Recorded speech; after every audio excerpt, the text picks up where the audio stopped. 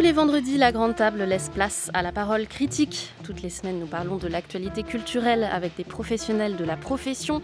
4 ou 5 objets de culture de part et d'autre du journal. On évoque avec enthousiasme et dans la belle contradiction des livres, des disques, des films, des séries, des bandes dessinées, bref, tout ce qu'on trouve en ce moment de beau divertissement, et on en trouve. La critique. Lucille Comot.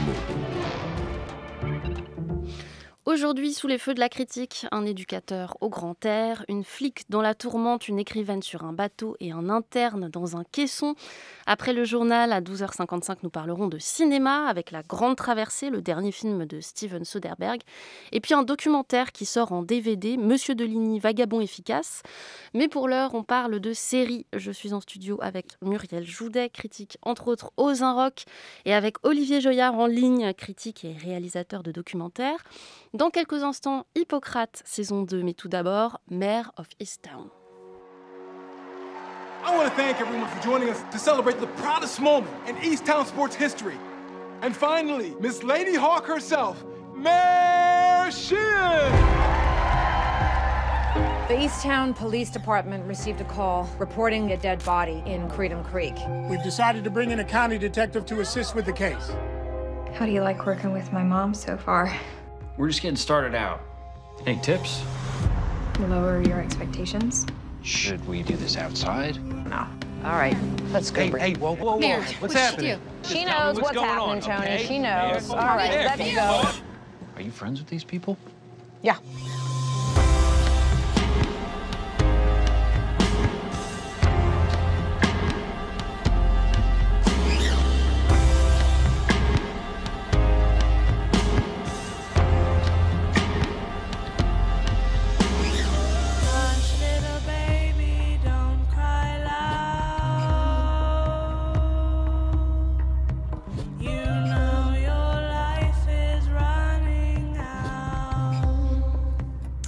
Mère fait partie de la police d'une petite ville de Pennsylvanie. Elle fait aussi partie de la communauté. Elle y est connue pour son sale caractère.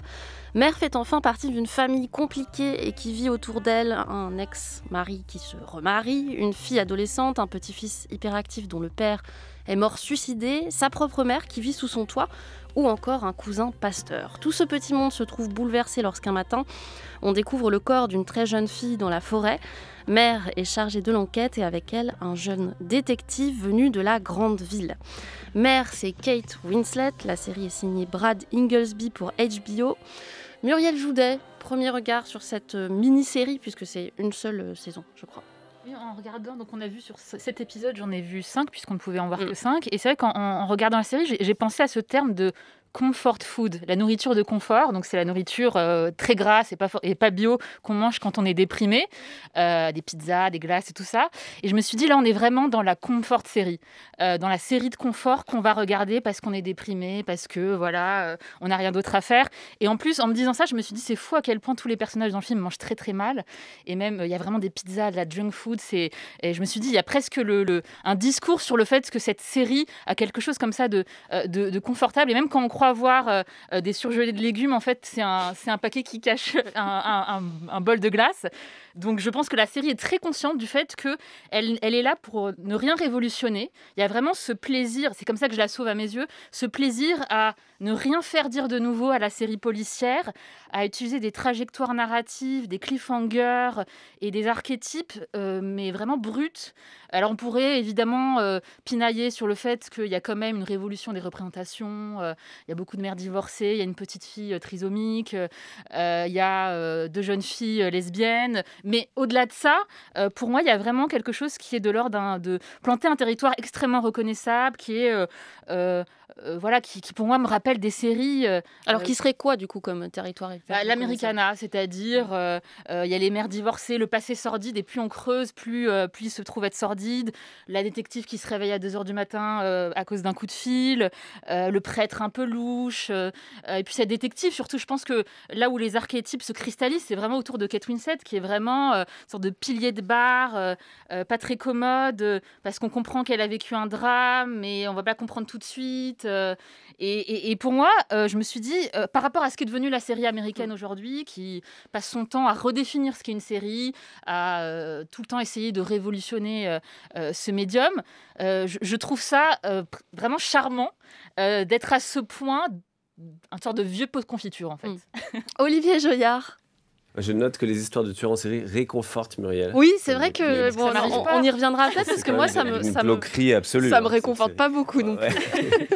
mais je comprends en fait c'est cette idée du goût qui revient en fait, c'est la junk food, c'est un peu ça, c'est la répétition du même et on sait exactement ce qu'on va trouver et ce sentiment de déjà vu, il est moi je le partage, c'est-à-dire que je le partage peut-être d'un point de vue plus critique, c'est-à-dire que c'est un territoire ultra usité, à la fois dans le cinéma indépendant américain depuis une vingtaine d'années, la petite ville, le tueur qui rôde, une espèce de noirceur, un tout petit peu surjoué comme ça, comme si l'Americana était forcément synonyme de secret et de meurtre et de mensonge. Mais aussi, là, on est dans l'archétype absolu de la série adulte HBO, telle qu'elle s'est développée depuis une vingtaine d'années là aussi, mais on pense beaucoup à True Detective, là c'était le début des années 2010, et moi j'ai cette impression-là, c'est-à-dire de revenir avec quelques arrangements cosmétiques, c'est-à-dire un personnage féminin central, ce qui n'était pas du tout le cas de True Detective, et effectivement une forme de contemporanéité dans les personnages qui sont décrits, mais au fond tout ça, moi je trouve que ça... C'est vraiment ce qu'on appelle la peak TV, ce qu'on traverse en ce moment, c'est-à-dire des séries à non plus... Enfin, vraiment, comment dire, des centaines de séries par an, alors qu'avant, on aurait trouvé ça exceptionnel, mais en Town, voilà, en 2011, quoi, je pense.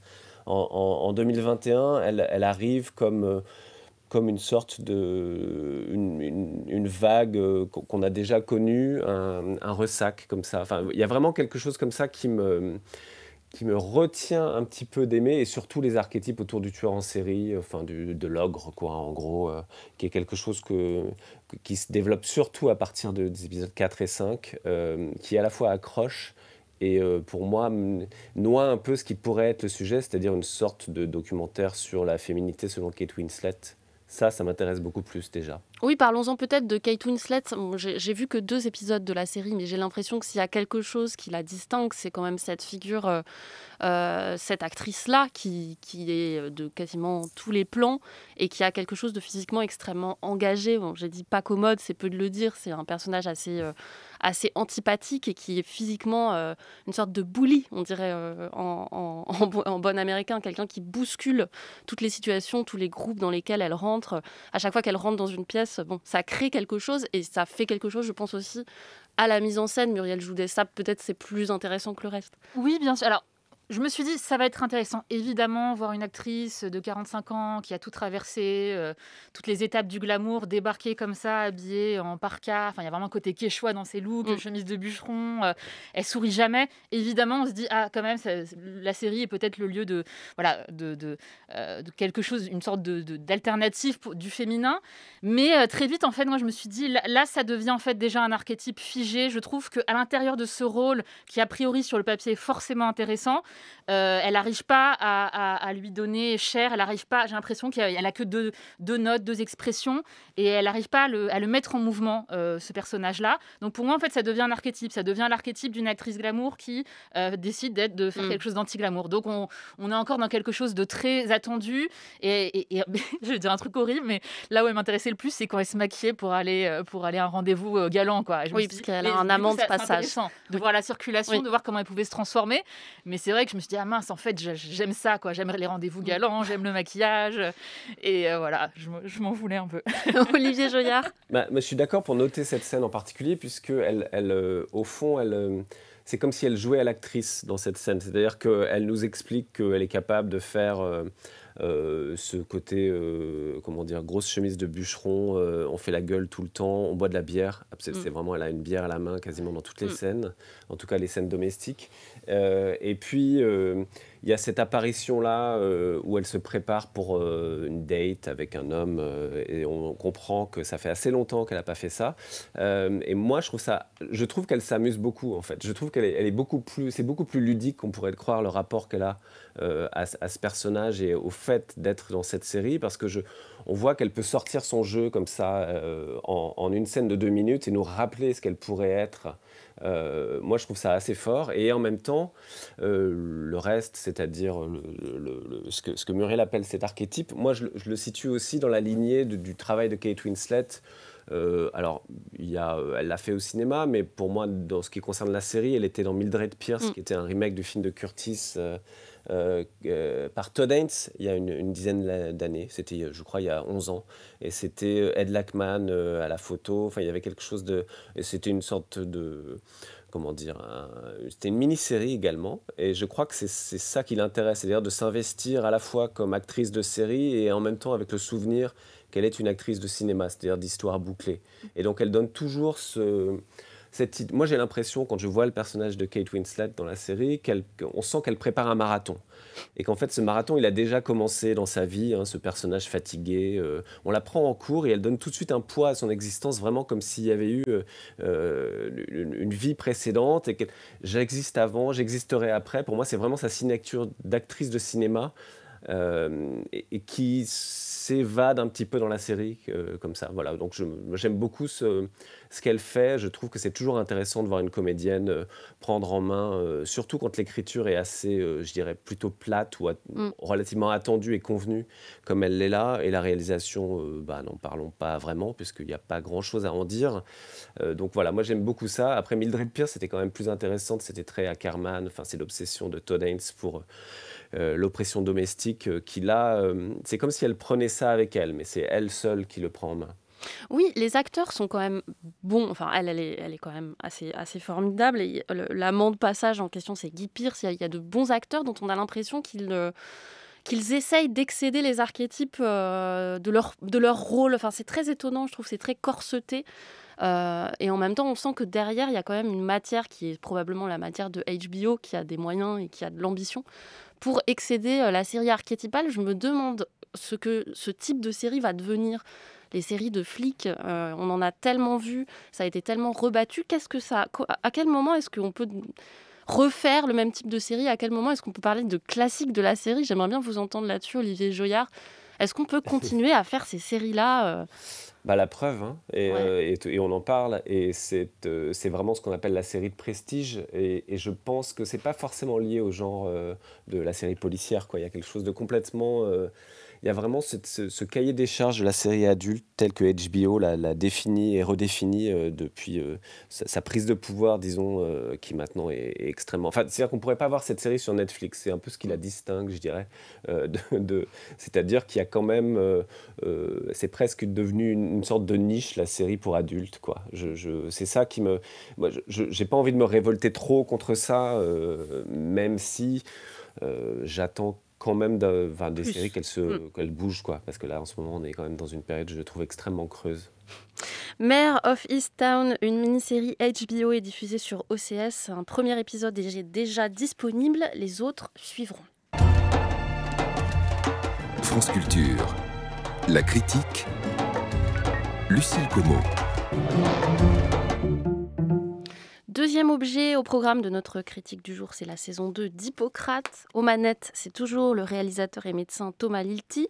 Nous retrouvons le petit groupe d'internes de la précédente saison dans le même hôpital de la région parisienne. Un hôpital qu'on découvre inondé dans les premières images. Les urgences doivent être transférées en médecine interne. Manque de place, de personnel, de matériel aussi. La série circule dans des espaces surchargés de choses et de gens. On cloue des perfusions au mur, les lits d'appoint s'entassent. Les jeunes Hugo, Alison et Chloé sont donc confrontés à une toute autre médecine, sous l'égide du docteur urgentiste Olivier Brun, nouveau personnage interprété par Bully Lanners. Je reviens, monsieur, j'en ai pour une seconde. Ça fait dire, il faut libérer le couloir à sauver le matos. Clé ? Ouais. Il y a Brun, le chef des urgences, qui va nous voir. Pourquoi? T'as remarqué? Chloé, Hugo, Alison. On a pris trop de retard, on a des patients qui attendent depuis hier, plus tous ceux qui vont arriver.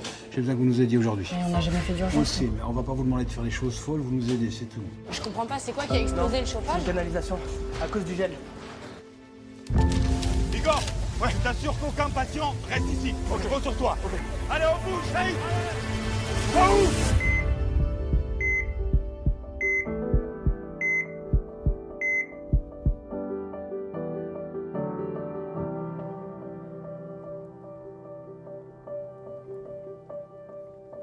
Tell me where we go now. I hope it's better than wandering in our heads. We tried everything to save our love.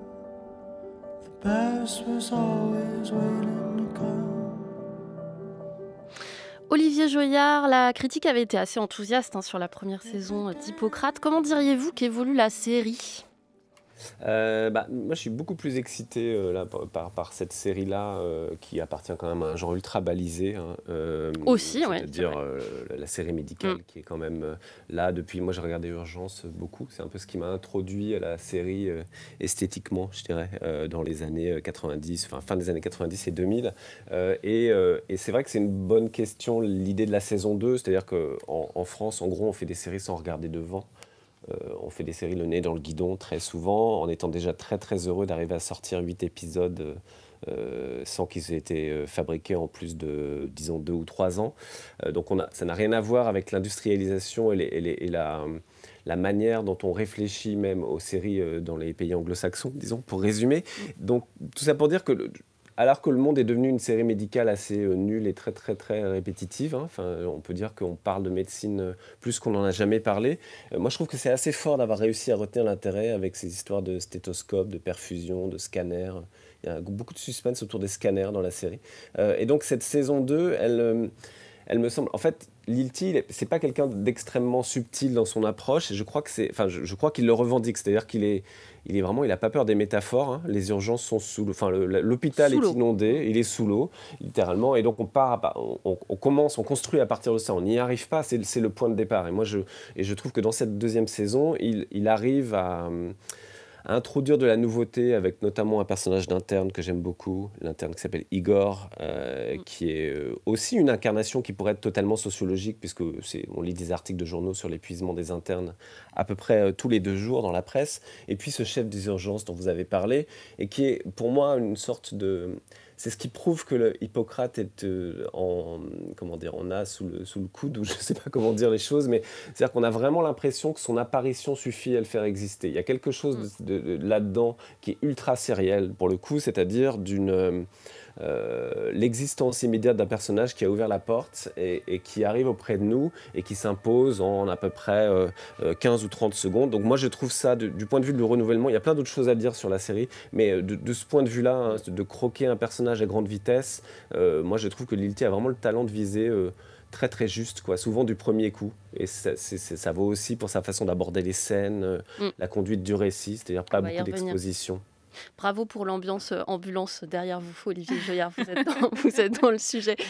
Muriel Joudet, un regard sur cette série. Je crois que vous n'aviez pas vu la saison 1, donc ça vous décale en termes de point de vue. J'ai pas vu les films de Thomas Lilti, je regarde pas de séries françaises, j'ai pas vu la saison 1, donc vraiment je débarque. Et pareil, j'ai vu Urgence, j'ai vu Scrubs, j'ai vu H, mais ça s'arrête là. Et j'étais très impressionnée en fait, avec une énorme méfiance évidemment pour une série française. Olivier disait à quel point il y avait Lilti, il y a l'effort dans la métaphore, et en même temps, évidemment, quand on regarde une série française, il y a des attentes très fortes sur... on attend un discours sociétal, on attend un discours sur l'hôpital, sur les cadences effrénées, sur le manque de moyens.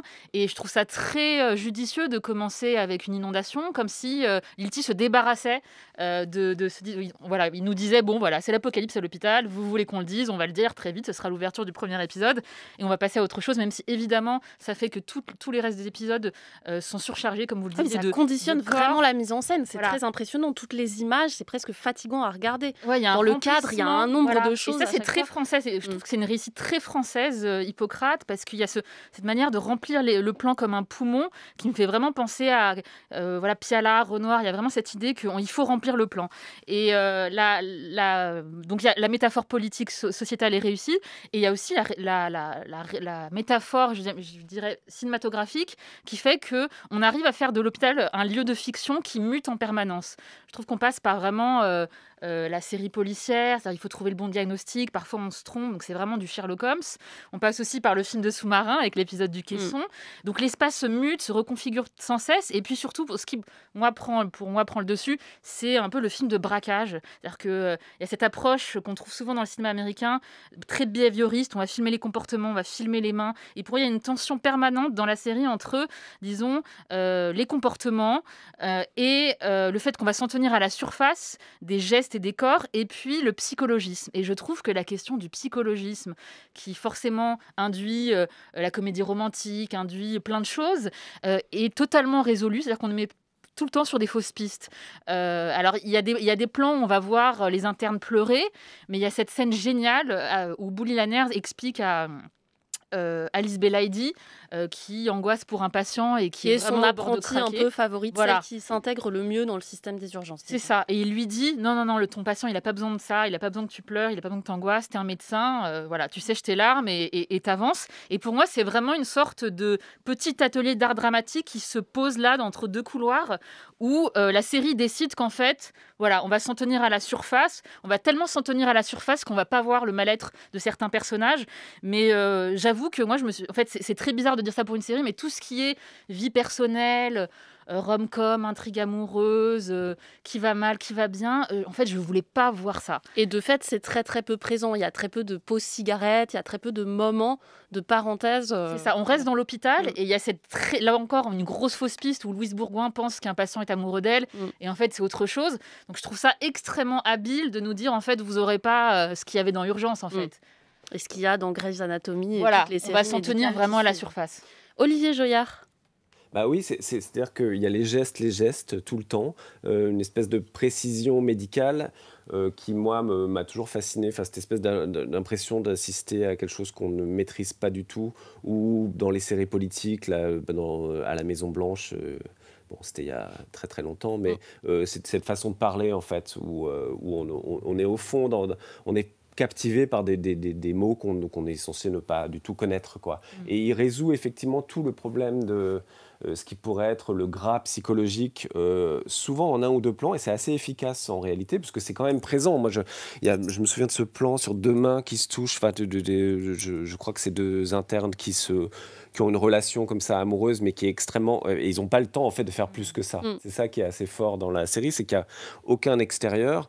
Tout ce qui est hors champ, c'est un peu ce dont on parle en ce moment, parce qu'en même temps, c'est ultra contemporain au sens vraiment le plus basique du terme, c'est qu'on a l'impression de découvrir quelque chose qu'on avait soupçonné, dont on nous parle beaucoup et qu'on ne voulait pas voir, quoi. En gros, les gens qui meurent, tout ça, on ne veut pas trop en parler en ce moment, même s'il y a des chiffres qui tombent. Mais pour moi, c'est la série ou la politique libérale qui détruit consciemment l'hôpital, en disant on y arrivera bien quand même, hein, avec moins de moyens, il suffit de travailler mieux, etc. On connaît ça aussi dans la presse en ce moment, et c'est aussi le cas à l'hôpital, c'est forcément beaucoup plus spectaculaire. Donc moi j'adore cette façon qu'a la série de toucher, d'être vraiment une série de 2021. Enfin, on peut dire quand même que la pandémie a marqué la fabrication de cette deuxième saison. C'est-à-dire que, mais de manière extrêmement intelligente, justement, ça aurait pu être assez catastrophique. Dans la fiction, oui, et dans la réalité également, puisqu'ils ont stoppé le tournage au bout de quelques semaines. En plus, le personnage de Louise Bourgoin n'était pas disponible au début. Du coup, elle a tourné une semaine, puis ça s'est arrêté. Thomas Lilti est redevenu médecin pendant 1 mois. Et en même temps, il avait pas renouvelé, je sais pas, sa cotisation à l'ordre des médecins, donc il ne pouvait plus exercer. Il y a une idée de l'imposture qui est très très puissante également dans cette saison 2. Oui, être médecin, ne pas être médecin, c'est une sorte de... Alors moi, j'ai peut-être des réserves, je vais essayer d'avoir quelques réserves quand même sur cette série, justement là-dessus, sur le statut de médecin et tout ce que ça draine de romantisme et presque de mystique. C'est-à-dire que les personnages sont en permanence dans un questionnement, et ça, j'y crois moins, et je trouve ça un peu lourd parfois, ce questionnement de savoir ce que c'est que d'être un médecin, est-ce qu'on est vraiment médecin. Ils se le disent les uns aux autres dans des moments un peu dramatisants. Je trouve ça parfois un peu gênant et justement je préfère les moments plus secs, plus à l'os sur la pratique, la médecine comme artisanat, pas comme art. Vraiment, on n'a pas tellement envie de voir ça. Je ne sais pas ce que vous en pensez, Muriel Joudet. Ouais, j'ai l'impression que c'est un effet obligatoire. D'un moment, il faut héroïser ces personnages. C'est vrai que c'est... Je comprends. Mais moi, ça me dérange pas. Après, c'est vrai que, par exemple, Bully Lanners, bon, c'est peut-être l'année... je suis tombée amoureuse de Bully Lanners. Il y a quelque chose, un moment où il faut du charisme. Et le charisme fait que, forcément, on aime les personnages. Et c'est vrai qu'on ressort en se disant « Ah là là, la médecine, quand même... Voilà, ça nous sauve. Et d'ailleurs, j'entendais l'autre jour, c'était un pur hasard, Frédéric Lordon qui parlait des séries médicales, on disait que c'était la célébration du capitalisme technologique, les machines vont vous sauver. Et en fait, il n'y a jamais des questions de il n'y a pas de moyens, ça va coûter cher. Et c'est vrai que je pense que quand on fait une série médicale, on ne peut pas échapper à ça, à ce côté, voilà, on est quand même... C'est comme faire une série sur un film sur la conquête spatiale. À un moment, il y a une héroïsation forcée. Et j'aimerais juste... Oui, je trouve qu'on n'a pas assez parlé, mais je trouve que le casting est absolument incroyable, le choix de Bully Lanners aussi, et je trouve aussi la chose très belle qui va peut-être à l'encontre de ce que disait Frédéric Lordon, c'est qu'il y a vraiment un face-à-face très fort entre deux types d'acteurs qui sont les médecins et les patients, et pour moi c'est vraiment un affrontement sur le terrain du jeu d'acteurs plutôt que... Enfin, je trouve que ça c'est quelque chose de très français, de faire d'une série une métaphore sur ce que c'est jouer. Olivier Joyard. Mais par rapport, moi, sur cette idée de l'héroïsation des médecins, je trouve qu'il n'y a pas trop de messianisme. Enfin, Urgence était vraiment fondée là-dessus. Oui, non, quand même, sur une vision messianique qui était politique en même temps de l'hôpital public aux États-Unis, parce que le système médical américain est quand même très, très différent du nôtre. Mais ici, on est beaucoup plus... Moi, ce que dit Lordon sur les séries, ça m'étonne. Enfin, vraiment, j'ai même pas compris qu'il puisse se permettre en fait de donner un avis sur des choses qu'à ce point il ne connaît pas.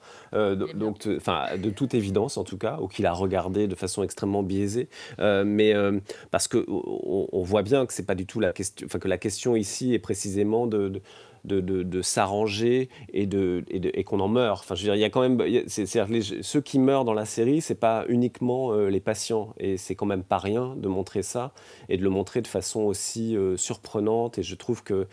Et voilà. Après, il y a toute la question de la pandémie qui est quand même abordée dans la série, à la fois dans l'avant-dernier épisode. Non, disons pas trop, mais c'est vrai que c'est... On va pas en dire fait, trop. ouais. Il y a quelque chose sur la chloroquine, notamment, que je trouve ultra fort, parce que c'est une sorte de démonstration par l'absurde peut-être de ce qui s'est passé. Un petit peu petit malin, là, à ce moment-là. Mais bon, moi, j'adore. Moi, j'adore parce que c'est extrêmement surprenant. Et puis surtout, c'est presque... On a envie de trouver comme eux ce qui s'est passé. Enfin, on ne va pas dévoiler plus. Pas et ensuite, donc, il y a ce dernier quart d'heure que je laisserai... Hippocrate, saison 2, on ne va pas en dire plus. C'est diffusé sur Canal+, et disponible sur la plateforme MyCanal. Merci beaucoup, Olivier Joyard. Muriel Joudet, je vous garde en studio, puisqu'après le journal, nous parlerons avec Charlotte Garçon et vous de cinéma.